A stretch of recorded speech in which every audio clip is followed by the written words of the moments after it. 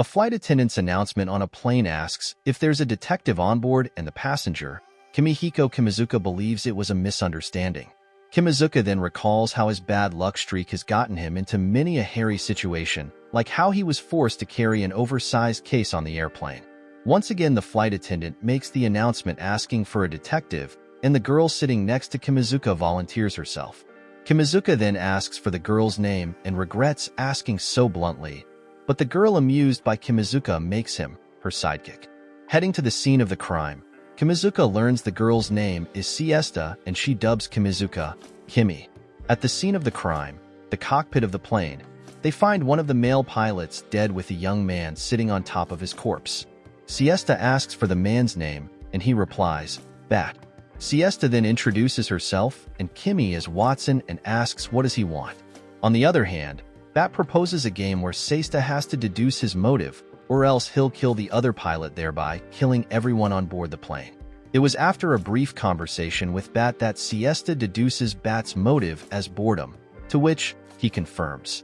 Right as Bat tries to walk away, claiming he didn't kill the pilot, but only rendered him unconscious. Before Bat leaves, Siesta calls out Bat for lying about not wanting to die, which was part of their earlier conversation, and that he did all of that under someone's directions.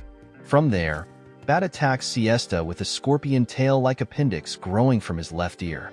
Trying to cover the wound on her right arm, Siesta reveals that Bat is a partial android that's part of the organization Spes. It was through the combined efforts of both Siesta and Watson that Siesta was able to bring down Bat. In the end, Siesta kills Bat in order to divert the attention of the Spes organization from his tail. However, Bat still tries to attack Siesta, but fails due to the bullet shot at him was filled with Siesta's blood, thereby making it impossible for him to attack her ever again. After parting ways with Siesta at the airport, Kimi returns to his apartment and tries to figure out what he experienced that day. Just then, Siesta reveals that she's there too while enjoying a pizza. Eventually, Kimi and Siesta enjoy pizza together, and Kimi informs Siesta about a recent string of incidents involving Hanako of the Toliet. The following day, Siesta joins Kimi at school to investigate the Hanako mystery. Initially, Siesta wants to investigate the old school building, but due to it being lunch hours is unable to, so she settles with eating some crepes first. Finished eating their crepes, the two head to the old school where Hanako is said to appear. And when they do, the mascot that they met by the schoolyard confronts them, but immediately runs away. They eventually catch the culprit and learn that he was giving students a drug. Kimi also agrees to become Siesta's partner and promises to protect him from danger. A brief flashback featuring Siesta and Kimihiko from 3 years before the start of the story is shown. Skipping to the present, Kimihiko is now in high school and currently, his former partner Siesta is dead. Late that afternoon, Kimihiko is interrogated by a girl named Nagisa Natsunaji, who after confirming his identity as a detective requests that he take on her job. In a cafe setting, Nagisa tells Kimihiko that she's looking to find someone. However, she has no clue as to whom the person may be, due to being born with a heart condition. 1 year ago, Nagisa had a heart transplant and the person in question was the donor. Another thing that's told is that since her transplant, she's been experiencing what's called a memory transplant. However, Kimihiko deduces that it's her new heart that wants to meet a certain person, someone they were close with in life. Despite Kimihiko's disapproval, he begrudgingly agrees and the following day meets up with her. During their meeting, Kimihiko catches a robber, and when the culprit is arrested, Fubie arrives at the scene. Fubie talks to Kimihiko about him restarting his detective career. After learning about his new case, Fubie leads them to a prison where they meet an incarcerated Bat who is now blind. From there, Bat is told by Nagisa why they're there, because Kimihiko figured Bat's superhuman hearing could discern who the heart's original owner was. In a strange twist, Bat tries to attack Nagisa, but his appendix disintegrates before it could even touch her. Nagisa then has more memory revelations of her previous owner, confirming it belonged to Siesta. Although Kimihiko first believes this all to be a coincidence, Nagisa loses it on Kimihiko, and he then embraces her while confining his laments of being Siesta's partner. Afterward, when the two try and part ways with each other, A young girl wearing an eye patch stops Kimihiko and asks that he take on her request. Kimihiko is approached by the young idol, Yui Saikawa, who requests his services as the legendary detective. However, Kimihiko refuses, claiming he's not the one she's looking for, and Nagisa steps in saying that Kimihiko is her assistant and that she is the real detective. With that settled with, Yui explains aloud that she wants the two to prevent the theft of a 3 billion yen sapphire. Kimihiko muffles Yui's mouth to quiet her as she attracted the attention of onlookers, and then an idol newscast plays focusing on Yui's rising career status. Yui then bites Kimihiko's hand and frees herself from his grasp, and after a scene between the three of them, Yui's request is accepted. The following day, both Kimihiko and Nagisa visit Yui at her mansion to discuss the job in further detail. To start, Yui shows the two the ransom note sent to her. As for the item that is to be stolen, Yui says it's the family heirloom Miracle Sapphire that's kept in a vault. When questioned about why doesn't she have extra security on the day of the crime, Yui answers that on the date of the theft, she'll be in concert. Furthermore, her guards are in fact her biggest fans.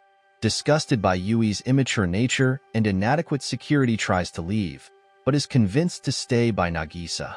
They then learn that Yui is the head of the household due to her parents dying 3 years ago, and then show the two the targeted item. Both Kimihiko and Yui then have a bonding moment in the vault together, and later Kimihiko has one with Nagisa as they walk home together.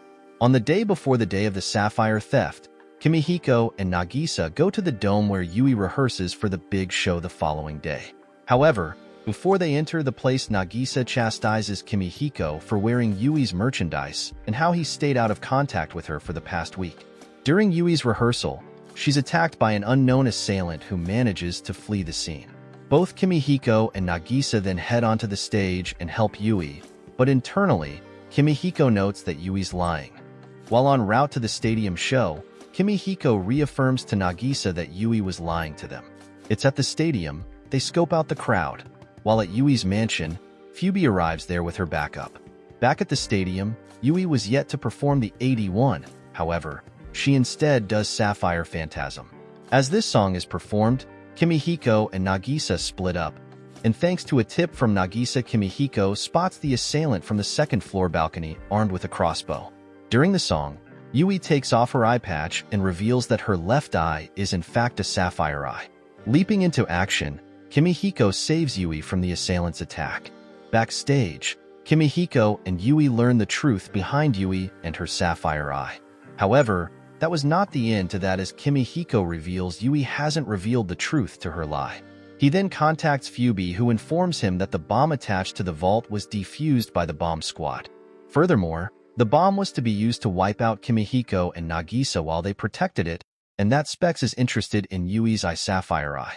Not only that, it's the same kind of artificial prosthetic that Bat has with his ear. Once this is all revealed, both Kimihiko and Yui draw their guns at each other, startling Nagisa, and Kimihiko deduces that Yui had a deal with Specs. He also reveals how he knew about her eye. This leads to Kimihiko striking a deal with Yui to form an alliance with her. A flashback shows Kimihiko, Siesta, and a young lady named Charlotte Arasaka Anderson on a boat where Siesta assigns Char to work with Kimihiko. It was also on that day that Siesta died. A flashback involving Kimihiko and Siesta are at the beach for a brief vacation, before they start their job and search for the Emerald Tear. Eventually, they investigate a murder at a church where Siesta deduces the culprit is someone called Cerberus, as the victim was missing his heart. Outside of the church, the two meet with Fubi, who informs them she's heading back to Japan and gives Kimihiko her lighter, claiming she's quitting smoking. Later, the two sit at a park bench and review the case at hand. It's considered that Cerberus is a spec android with a modified nose like Bat's ear. They then devise a plan to have Cerberus come to them with Kimihiko as the bait. That night at a hotel, Kimihiko waits for Cerberus to come, and during it, Charlotte breaks into his room. However, Kimihiko realizes she's an imposter, and in reality, it was really Cerberus. In their brief altercation with each other, Kimihiko sets his bed on fire, which activates the fire sprinklers. When asked what's Cerberus' motive, he merely claims that he has none and is simply following the orders to his mission. Just then, Siesta appears and takes down Cerberus. He, however, tries to escape, but is decapitated by the sudden appearance of a girl named Hel who is the supreme leader of Spes. Hel then carves out a crystal from Cerberus' chest, and right as Siesta aims her gun at Hel, her eyes glow red and blacks out. Afterward, Kimihiko awakens tied to a chair at an undisclosed location. He was abducted by Hel and talks with her about a sacred writ that talks about the leaves of Augustia. Hel deduces that Kimihiko isn't a magnet for trouble, but a catalyst that awakens it and requests that he become her partner to save the world. Kimihiko then claims her goal is to destroy the world. However, she claims that would be salvation and that he'd join her in the future. Once again, Hel asks if Kimihiko will join her, but he flatly refuses, and so she then reveals a giant monster that's also in the room. The monster has the ability to spew virulent gas, and Hel also reveals that their current location is under the nation's parliament building. It's also revealed that the monster feeds on human hearts, and Hel then gives the monster named Patelgi's Cerberus heart, thereby awakening. Kimihiko then manages to escape out of his restraints, and at that moment, Siesta arrives at the scene piloting a giant robot. Siesta arrives at the scene piloting a big humanoid robot in order to rescue Kimihiko. When asked by Siesta why Hel is doing all of this, she answers that she's merely following what's written in the sacred writ. So, Siesta has Kimihiko ride in the back of her on the machine, and they proceed to fight against Hel riding on top of the monstrous Beetlejuice. In the end, Siesta ejects Kimihiko out of the machine and crashes it into the monster. Although injured, Siesta is thankfully alright. However, their happy reunion is brief as Hel turns out to be still alive. Although during this encounter Hel's dealt with by Siesta, she manages to escape thanks to the help of someone named Chameleon. Time passes by, and they stay in a hotel so Siesta can recover from her injuries. While going out on a shopping trip, Kimihiko runs into a girl sleeping in a wooden box. Checking up on the girl awakens and claims that she's going to be attacked. Kimihiko then asks who she's going to be attacked by. The girl claims it's by him. Kimihiko manages to calm the girl down and learn her name Alicia. They then talk about Alicia's backstory, and Kimihiko invites her back to the hotel where Siesta immediately calls Kimihiko a Lacan. The group then talks about what to do with Alicia, and ultimately it's decided that Kimihiko will take on the job as Siesta is out of commission due to her injuries. They're then visited by Phoebe, who informs the group that Jack the Ripper has been resurrected and something about the Eye of Sapphire. Alicia, now wearing a detective old-fashioned attire that she received from Siesta, goes off on a search for the Sapphire's eyes with Kimihiko. Their search first leads them to a jewelry store where they find a big and pricey sapphire. Alicia tries to buy it, but is stopped by Kimihiko, who claims the sapphire thereafter is more underground. Understanding that to some extent, Alicia and Kimihiko go on a wild goose chase for the sapphire until Siesta finally recovers. A small party is held for her at a restaurant, and there they discuss a couple of topics including the sapphire eye. This causes Alicia to abruptly leave in a tizzy, and later Kimihiko and Siesta return to their room where Siesta is completely drunk. They have a heart-to-heart together and sleep together in bed. The following morning, Siesta tries to use a drug that erases memories. However, Alicia arrives and figures out where the sapphire eye is. As it turns out, it was Kimihiko's left eye that was injured. Later, Phoebe contacts Kimihiko, and it's revealed that the Phoebe Siesta and he spoke with wasn't the real one. Eating some curry at the dinner table, Siesta comments on how the carrots are hard as iron, and Kimihiko retorts that's what you get for eating curry made by him. They then talk about the imposter Phoebe and about how androids can inherit others' abilities by taking over another's core. It's speculated that Hel is now continuing where Cerberus left off for her own benefit. Alicia intervenes in the conversation and offers her assistance. However, Siesta refuses. Because of this, Alicia decides to solve the case alone and declares that Kimihiko will be her partner. It's at that moment, sirens could be heart signaling a fifth victim who lost their heart.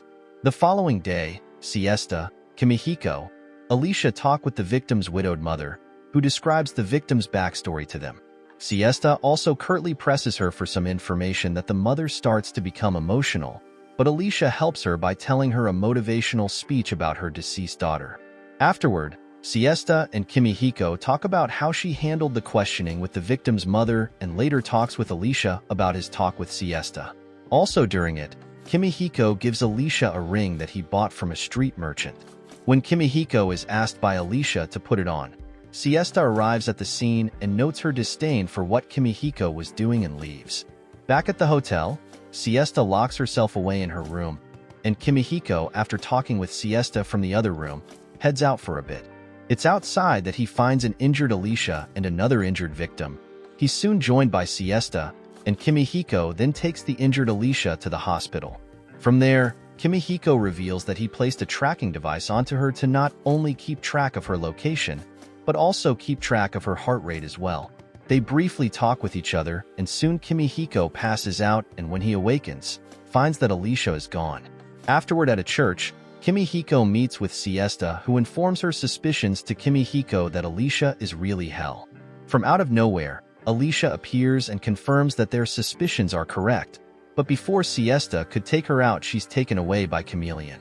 He informs the two of the place he plans on taking Alicia, a small island, 700 nautical miles that acts as the base of operations for the SPES organization. Kimihiko, Siesta, and Charlotte all head to the SPES island hideout. Charlotte and Kimihiko both infiltrate the base and encounter Seed impersonating first Cerberus and then Bat. As Bat, Seed details that they are a plant from outer space who plans on blanketing the planet with his seeds. Finding out that Siesta is in trouble, they try and leave the place and find her, but are stopped by Chameleon. Charlotte stays behind to fight against Chameleon, and riding on a motorcycle, Kimihiko finds Siesta in a dirt field. After the two have a brief chat with each other until Hell appears, and she fights against Siesta. Midway, their fight is interrupted by Beetlejuice, who manages to knock Siesta unconscious, but is slain by Hell. Hell then tries to take Siesta's heart, but Kimihiko tries to stop him only to be incapacitated by flowers that bloomed on his body. Awakening in his room, Kimihiko looks at the picture that he and Siesta once took together. Returning to the present, Nagisa walks down the streets of her town at night with a luggage bag in tow while reflecting on her new life. Eventually, Kimihiko, Nagisa, and Yui are on a luxury cruise line to the Aegean Sea. Just then they're approached by Char, who gets into an argument with her over being Siesta's successor. Afterward, Kimihiko talks with Char and learns that Siesta left Char a bequest and it lies dormant on the ship. Kimihiko brushes off what Char says and then investigates the ship. Finding nothing out of the ordinary, he enjoys dinner with Nagisa, and they later have drinks in the bar where they have a heart-to-heart about her heart. The following day, a weird announcement is made and Nagisa is nowhere to be found. Kimihiko and Yui search frantically for her, but cannot find her anywhere on the ship. Meeting with the ship's crew, they find that a copy of Sherlock Holmes' short stories was in it with a bookmark with a message demanding Siesta's bequest. Eventually, Kimihiko finds Chameleon on the bow of the ship with Nagisa wrapped around his tail. Chameleon demands that Kimihiko turns over Siesta's bequest. However, Kimihiko doesn't have it. Disappointed that the negotiations have failed, Chameleon gives Kimihiko two choices: the lives of the people on the ship or the life of his partner Nagisa. In the end, Kimihiko points his gun at Chameleon and claims that Nagisa can't die before him and fires his gun. Kimihiko fires his gun at Chameleon's tail, freeing Nagisa from his grasp and making her fall into the ocean below. Driving a motorboat, Yui manages to safely catch Nagisa with a soft mattress on the boat's front. Aggravated that he's lost his leverage in the situation, Chameleon transforms into his beast form, vowing to not hold back any longer. A flashback showing Kimihiko enjoys some tea with Siesta and chatting about what being a detective means to her. Back in the present, Kimihiko fires off his gun against Chameleon, who deflects the bullets with his tail and uses it to knock him down. Just then, Char arrives on a helicopter piloted by Phoebe and fires off an SMG at Chameleon. When she's done with that gun, she pulls out a minigun. Agitated by the turn of events, Chameleon uses his tail to pierce the hull of the helicopter, causing it to leak its gasoline into the bow of the ship and disappears. Using her lighter, Phoebe throws it onto the ship, igniting the gasoline, and a charred Chameleon reveals himself. Taking advantage of the situation, Char fires an anti-tank rifle at the beast, blasting off its tail, and Kimihiko uses it to jam-lock Chameleon's mouth shut. Regrowing his tail, Chameleon smashes the floor beneath them, causing them to fall down the floor below them. Another flashback plays involving Kimihiko's last encounter with Hell. It shows Siesta temporarily possessing the body of Hell and delivers one last message to him. Back in the present again, Kimihiko and Chameleon were going to fight against each other, but they're stopped midway when Nagisa fires her gun at the beast. As it turns out, Nagisa was being possessed by Siesta now. In a dreamlike flashback, an unconscious Kimihiko lays on Siesta's lap. She relays to Kimihiko a special message. Awakening from his unconscious state, Kimihiko speaks with Siesta possessing Nagisa's body. The two then face off against Chameleon and discuss what Kimihiko has been up to. Amid the fight, Chameleon transforms again into a larger, more primordial form. However, Kimihiko and Siesta manage to defeat him in the end. The following day, Kimihiko informs Charlotte that he met Siesta. The news surprises her, and she offers him to visit a florist one day to pick out a bouquet of flowers for Siesta's grave. Eventually, Kimihiko goes on a shopping trip with Yui and later talks with Fubi. Afterward, Kimihiko talks with Nagisa, now in full control of her own body, at a bar. It's there that Kimihiko deduces that Nagisa allowed Siesta control of her body. Nagisa confesses that's true and agrees to continue to be Kimihiko's partner. Right when Nagisa tries to seduce Kimihiko, an announcement is made asking for a detective on board. Wasting no time, Nagisa drags along Kimihiko to the scene of the crime. Thank you for tuning in. If you enjoyed the content, don't forget to like, share, and subscribe. Until next time.